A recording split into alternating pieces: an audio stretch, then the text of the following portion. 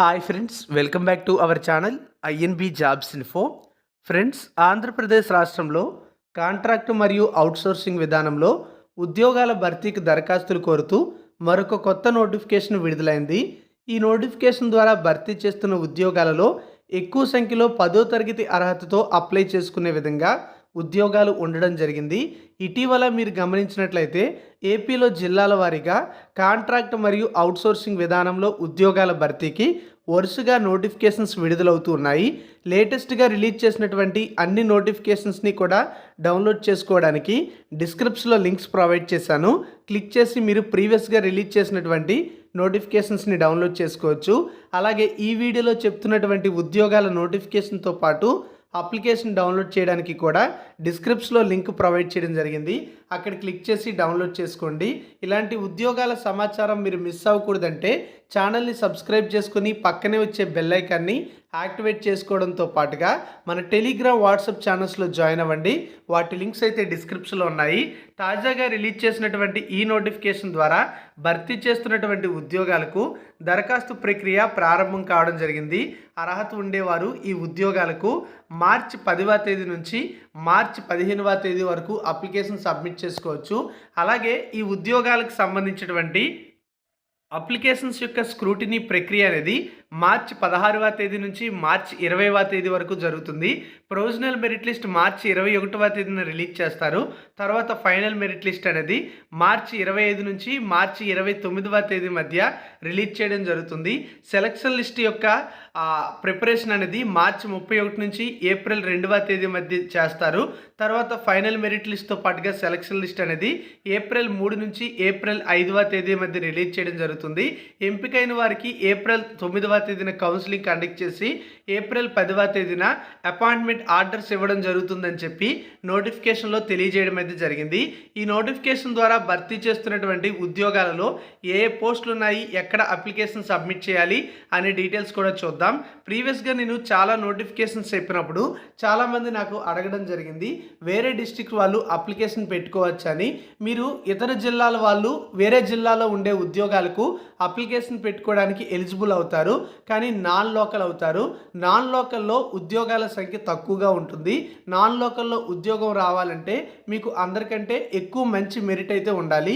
కాబట్టి అప్లికేషన్ పెట్టుకోవచ్చు అంటే పెట్టుకోవచ్చు, కానీ వేరే జిల్లాలో అప్లికేషన్ పెట్టుకునే విధంగా మీకు మంచి మెరిట్ ఉందంటే అప్లికేషన్ పెట్టి ట్రై చేయొచ్చు. తాజాగా మనం చూసుకున్నట్లయితే శ్రీకాకుళం జిల్లాలో సెకండరీ హెల్త్ డిపార్ట్మెంట్లో ఉన్నటువంటి ఖాళీలు భర్తీ కోసం నోటిఫికేషన్ అయితే జారీ చేయడం జరిగింది. ఈ నోటిఫికేషన్ ద్వారా భర్తీ చేస్తున్న ఉద్యోగాలకు మార్చి 10వ తేదీ నుంచి మార్చి 15వ తేదీ మధ్య అభ్యర్థులు స్వయంగా వెళ్ళి లేదా రిజిస్టర్ పోస్ట్ ద్వారా పంపించుకోవచ్చు అని చెప్పి నోటిఫికేషన్లో ఇవ్వడం జరిగింది. ఎలిజిబిలిటీ ఉండే వాళ్ళు district coordinator of hospital services యొక్క ఆఫీస్లో మీరు అప్లికేషన్ అయితే సబ్మిట్ చేయాలి. శ్రీకాకుళంలో ఈ యొక్క ఆఫీస్ అయితే ఉంది. తాజాగా రిలీజ్ చేసినటువంటి నోటిఫికేషన్ ద్వారా theatre assistant post 2, physiotherapist 1, audiometrician post 1 అయితే భర్తీ చేస్తున్నారు. అలాగే జనరల్ డ్యూటీ అటెండెంట్ అనే పోస్టులు 22, ప్లంబర్ పోస్టు 1 అయితే భర్తీ చేయడం జరుగుతుంది. టోటల్గా 29 ఉద్యోగాలు అయితే భర్తీ చేస్తున్నారు. ఇందులో ఫిజియోథెరపిస్ట్ మరియు ఆడియోమెట్రిషియన్ జాబ్స్ అనేవి కాంట్రాక్ట్ బేసిస్లో భర్తీ చేస్తున్నారు. ఎలక్ట్రీషియన్ కూడా కాంట్రాక్ట్ బేసిస్లోనే భర్తీ చేస్తున్నారు. మిగతావన్నీ కూడా అవుట్సోర్సింగ్ ఉద్యోగాలు. థియేటర్ అసిస్టెంట్ ఉద్యోగానికి 15,000 రూపాయల చొప్పున శాలరీ ఇస్తారు. ఫిజియోథెరపిస్ట్ ఉద్యోగానికి 35,570, ఆడియోమెట్రిషియన్కి 32,670 రూపాయల శాలరీ ఉంటుంది. ఎలక్ట్రీషియన్కి 22,460 రూపాయలు శాలరీ ఇవ్వడం జరుగుతుంది. జీడీఏ లేదా జనరల్ డ్యూటీ అటెండెంట్కి 15,000, ప్లంబర్కి కూడా 15,000 రూపాయల చొప్పున శాలరీ ఉంటుంది. నోటిఫికేషన్లో మనకి రోస్టర్ పాయింట్స్ కూడా మెన్షన్ చేయడం జరిగింది. అలాగే ఇక్కడ భర్తీ చేస్తున్న ఉద్యోగాలలో థియేటర్ అసిస్టెంట్కి ఎస్ఎస్సి క్వాలిఫికేషన్తో పాటుగా 5 years ఎక్స్పీరియన్స్ అనేదిగా నర్సింగ్ ఆర్డర్లీగా వర్క్ ఎక్స్పీరియన్స్ అనేది హాస్పిటల్లో ఉండాలి. ఫిజియోథెరపిస్ట్ ఉద్యోగానికి ఫిజియోథెరపీలో బ్యాచిలర్ డిగ్రీ చేసి ఏపీపీఎంబీలో రిజిస్టర్డ్ అయి ఉండాలి. ఆడియోమెట్రిషియన్ లేదా ఆడియోమెట్రిక్ టెక్నీషియన్ ఉద్యోగానికి బీఎస్సీ ఆడియాలజీ కోర్స్ అనేది చేసి ఉండాలని చెప్పారు. లేదా బీఎస్సీ డిగ్రీ అనేది స్పీచ్ అండ్ లాంగ్వేజ్ సైన్సెస్లో లేదా bachelor in audiology speech language ప్యాథాలజీలో చేసి ఉండాలని చెప్పి ఇవ్వడం జరిగింది. ఎలక్ట్రీషియన్కి 10th పాటుగా ఐటీఐ రిలివెంట్ ట్రేడ్లో చేసి ఉండాలి, లేదా డిప్లొమా ఎలక్ట్రికల్ ఇంజనీరింగ్లో చేసిన వాళ్ళు కూడా అప్లికేషన్ పెట్టుకోవచ్చు. జనరల్ డ్యూటీ అటెండెంట్‌కి కేవలం 10థ్‌తో అప్లికేషన్ పెట్టుకోవచ్చు. ప్లంబర్ ఉద్యోగాలకి కూడా ఎస్ఎస్‌సితో పాటుగా ప్లంబింగ్ ట్రేడ్‌లో ఐటీఐ పూర్తి చేసిన వాళ్ళు ఎలిజిబుల్ అవుతారు.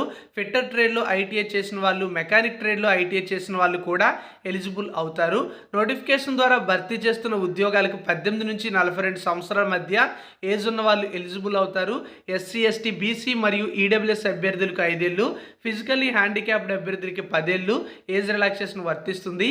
ఓసీ అభ్యర్థులు మాత్రమే ₹250 ఫీజు అనేది పే చేయాలి. మిగతా అభ్యర్థులకు అప్లికేషన్ ఫీజు అయితే లేదు. ఈ ఫీజు అనేది ఏదైనా జాతీయ బ్యాంకులో డీడీ రూపంలో district coordinator of hospital services Srikakulam అనే పేరు మీద చెల్లుబాటు అయ్యే విధంగా చెల్లించి అప్లికేషన్కి జతపరిచి అప్లికేషన్ అయితే సబ్మిట్ చేయాలి. గతంలో పనిచేసిన అనుభవం ఉంటే వెయిటేజీ మార్కులు అనేవి ఇవ్వడం జరుగుతుంది. అది కూడా కాంట్రాక్ట్ లేదా అవుట్సోర్సింగ్ విధానంలో గవర్నమెంట్ సెక్టార్లో పనిచేస్తే మాత్రమే ఆ వెయిటేజీ మార్కులు అనేవి యాడ్ చేయడం జరుగుతుంది. సో నోటిఫికేషన్కి సంబంధించిన ఇంపార్టెంట్ డీటెయిల్స్ అయితే ఇలా ఉన్నాయి. మరి మీకు ఇంట్రెస్ట్ అండ్ ఎలిజిబిలిటీ ఉంటే ఈ జాబ్స్కి అప్లికేషన్ పెట్టుకోండి. కంప్లీట్ నోటిఫికేషన్తో పాటు అప్లికేషన్ డౌన్లోడ్ చేయడానికి డిస్క్రిప్షన్లో లింక్ ప్రొవైడ్ చేశాను. డౌన్లోడ్ చేసుకొని అప్లికేషన్ పెట్టుకోండి. All the best. Thank you for watching.